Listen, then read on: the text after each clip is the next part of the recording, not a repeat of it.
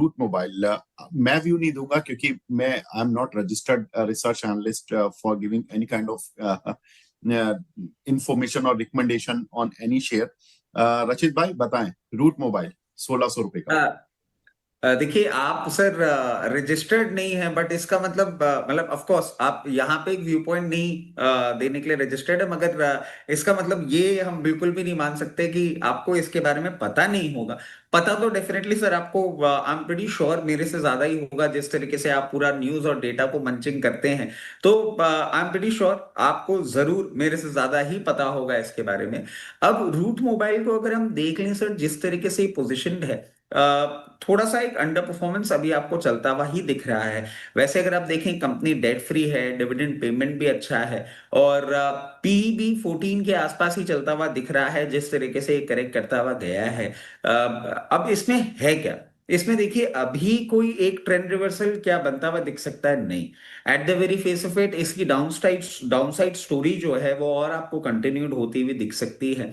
और हो सकता है आपको ये आने वाले समय में 624 तक के लेवल्स भी एक बार दिखा दे। इसको रिवर्सल कब आपको देखने को मिलेगा? क्योंकि अभी आपने देखा होगा ये कंटिन्यूअसली टूटता हुआ जा रहा है। तो एक, जैसे हम निफ्टी के लिए आपको बोल रहे हैं कि 26,120, वैसे ही इसके लिए एक पॉइंट निकल के आता है, कभी भी आपको ये 726 के ऊपर क्लोजिंग करता हुआ दिखेगा। उसके बाद आपको इसमें मोमेंटम आता हुआ दिखेगा। जब तक वो नहीं होता है तब तक मोमेंटम नहीं आपको आता हुआ दिखेगा। और 726 के ऊपर क्लोजिंग करने के बाद ये आपको 960 तक के भी मूवमेंट बहुत जल्दी करता हुआ दिखा सकता है। मतलब मैं आपको बोलता हूं कि 2 महीने के टाइम ड्यूरेशन में आपको ये अपसाइड रजिस्टर करता हुआ दिखा देगा। आपको उतना सा टाइम के लिए वेट करना पड़ेगा। कंपनी में इनहेरिट कोई प्रॉब्लम अभी at the very face of it नहीं नजर आ रही है, बट टेक्निकल ग्राउंड्स पे थोड़ा सा डाउनसाइड अभी इसमें और बाकी है। सर सर इस कंपनी की जो मतलब मुझे जो समझ आया वो प्रॉब्लम ये थी कि कंपनी में जो प्रमोटर चेंज हुए थे उसकी वजह से देखिए जो इनिशियल प्रमोटर थे, देखिए जो कंपनी बनाता है ना उसको एक एक चीज पता होती है। जो खरीदता है ना वो स्ट्रैटेजिक वैल्यू उसको इन्वेस्टमेंट के तरीके से देखता है। इसको एक बेल्जियम की कंपनी ने एक्वायर कर लिया था, प्रॉक्सिमस के नाम से एक ग्रुप है जिसने कि इसको खरीदा था। 57% के आसपास का स्टेक था 6,000 करोड़ रुपए में। उसके बाद से इस कंपनी का उतना ज्यादा रन अच्छा दिखा नहीं, और यही वजह है। देखिए थोड़ा वक्त लगता है। आपको याद होगा रेनबैक्सी को जब दाइची सैनक्यो ने खरीदा था, उस समय मैं उस डील में वहीं था जहां दाइची के चेयरमैन आए हुए थे, और उस समय रेनबैक्सी के जो चेयरमैन थे।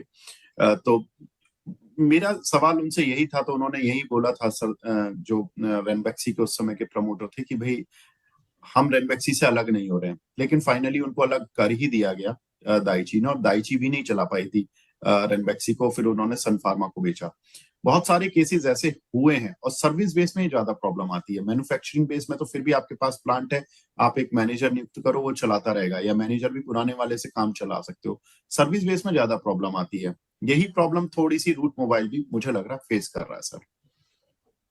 बिल्कुल सर, और इसका एक क्लियर केस अभी हमने देखा था रिसेंट टाइम्स में, वीआईपी में भी एक जो एक अंडर परफॉर्मेंस आपको देखने को मिला था। जैसे ही जो उनके फाउंडर थे उन्होंने अपनी सीट छोड़ी थी, और उसके बाद कहीं ना कहीं नंबर्स में भी आपको एक डेंट देखने को मिला था। तो ये आपकी बात सही है, बट मैं समझता हूँ सर कि जिस तरीके से ये पोजीशनड है, एक प्रोबेबिलिटी है कि अगर वर्किंग धीरे धीरे ठीक से वापस चालू हो गई तो फिर आपको इसमें एक अपसाइड देखने को मिल सकता है। और इसीलिए सर वो लेवल भी निकल के आ रहा है कि जब तक 726 नहीं क्रॉस करेगा, और 726 क्रॉस ही तब करेगा जब आपको इसकी वर्किंग में इंप्रूवमेंट और मार्केट में एक वापस इसमें कॉन्फिडेंस बनता हुआ दिखेगा। Till that time under performance ही है जो इसमें देखने को मिल रहा है।